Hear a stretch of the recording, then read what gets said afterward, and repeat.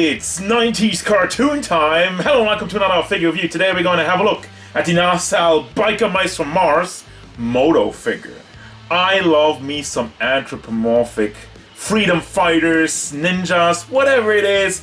During the 90s it was definitely the time of everybody trying to ripping off TMNT. bikermicefrommars was one of the better attempts. It has a long ass title and you get the mice instead of the turtles, but they're also cool and edgy and they have motorbikes. What's not to love about them? So Modo is my favorite. That's why I decided to pick that one up. I also have the other ones. Guys, if you like this review, let me know down in the comments, like and subscribe. If you want to see more bikermicefrommars. If not, this is gonna be just a single review. That's fine, but let's not ramble any further. Let's have a look at the figure. Also, this is the first review of the year, so Happy New Year, everybody. Let's have a look at the size real quick. This guy is pretty tall. It stands at about 7.5 inches to the top of the head, a little over 8 to the top of your antennas. Then for your centimeters, that means a little over 19 centimeters and about 20.3 centimeters tall. Size comparisons. Here's Jolter. Yes, Stage Figure Arts, Son Goku, DC Collectibles Batman the Animated Series, Mafex Wolverine, Storm Collectibles Classic Ryu, the NECA Cartoon TMNT, NECA Mirage TMNT, the thick ones, the Super 7 TMNT, and Darkseid. Overall, look and detail. He's nice and colorful. Really captures the look of the old school cartoon. I know there's supposed to be a reboot or something. I don't really know how well it's gonna go, but regardless of that, for me, I bought this for nostalgia reasons, and it really tickles that that extra bone, the nostalgia bone. All right, first and foremost, let's have a look at the paint and the detail. A couple of things to note here. Paint-wise, I don't know how well you can see it under the camera, but the paint isn't really properly applied. There's some weird spots you have on the side of the face, for example, and there's some other throughout the figure, and I don't know if it's the mold, but it seems to me like it's more of a paint issue, like they had added a little bit too much paint and it's not cleanly applied. Then we got like the yellow, the white teeth, which also looks kind of weird. I don't really know what's going on over there. Then over his eye, first of all, he has a stern look like he's being hypnotized.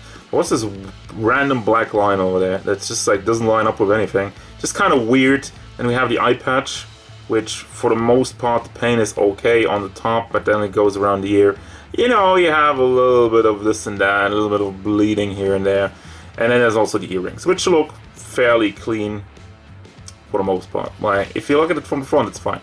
Then we have the chest protection, the chest armor, which is floaty.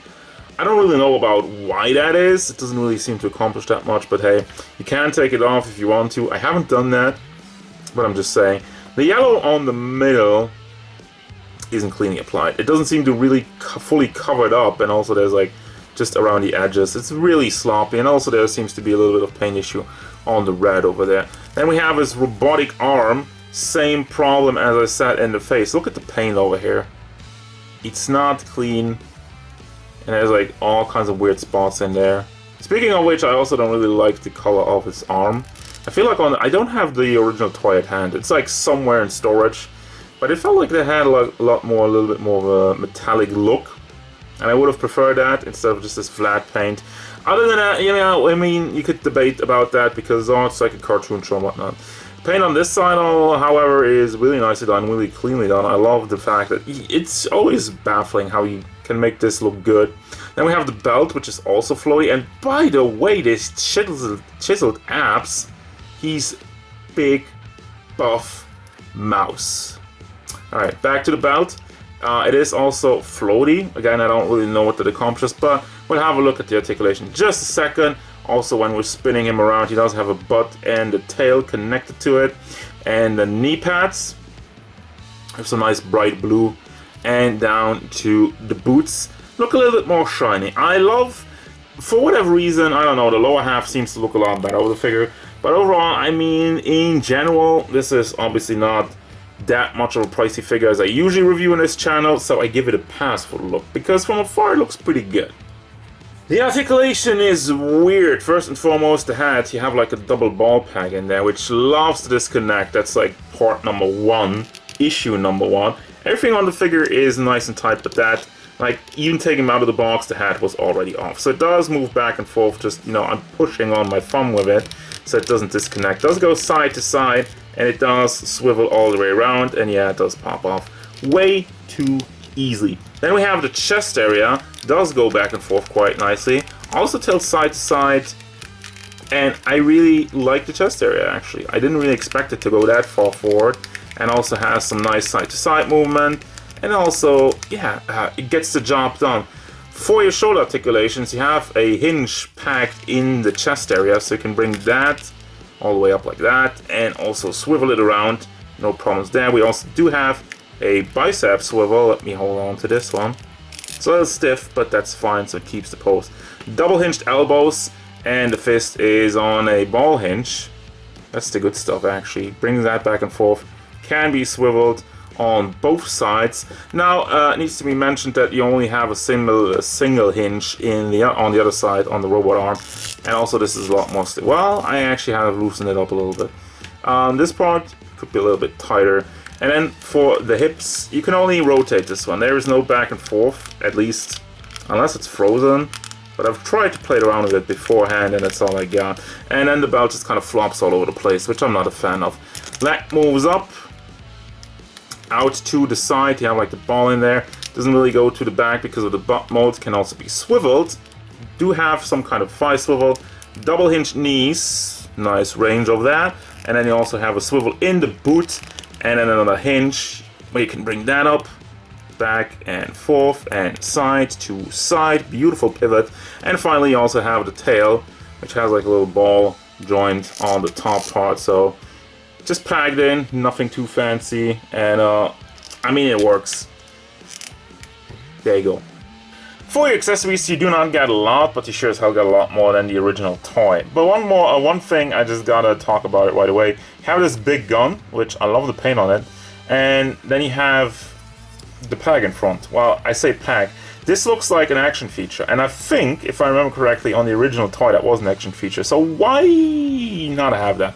I mean, look at this big cap on the front. It looks like you could just shoot it out, but you can't, and that's just disappointing. I know it's more like a collector's item and not like a toy, but yeah, I know. If it was in a toy like that and it had like an action feature, this should have one too. This should be better. It should have LEDs or whatever. So we also have this smaller gun, which we didn't have on the original toy. At least it's not as I remember. It's a lot more colorful. It looks nice. That's fine. Then we have also a hot dog, which doesn't even have any cheese on it, doesn't have any mustard on it.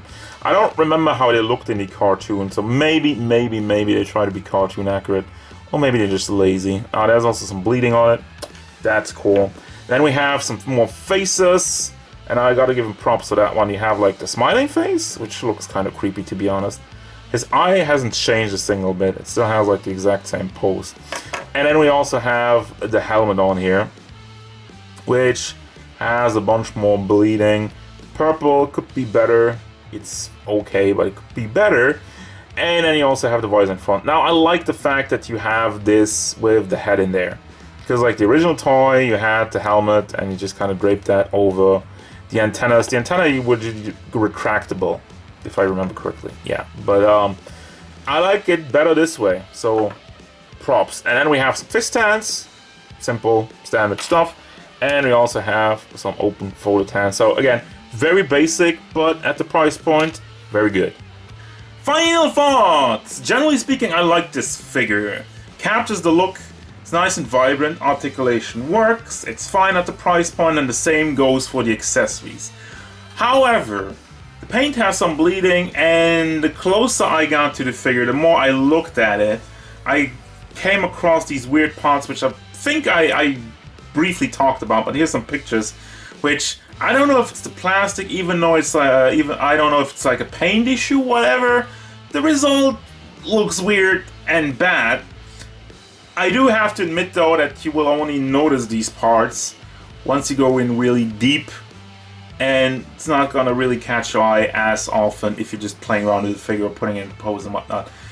That being said, it is still annoying, but I'm kind of having a trouble, you know, gauging it. Because on one hand, yes, the issues with it, with the paint and the weird plastic, is pretty bad. However, at the price point, it's a lot more forgivable. So generally speaking, I would recommend this one for bikermicefrommars fans. You know, if you've been a fan of the original toy, I think you're definitely gonna get a kick out of this one.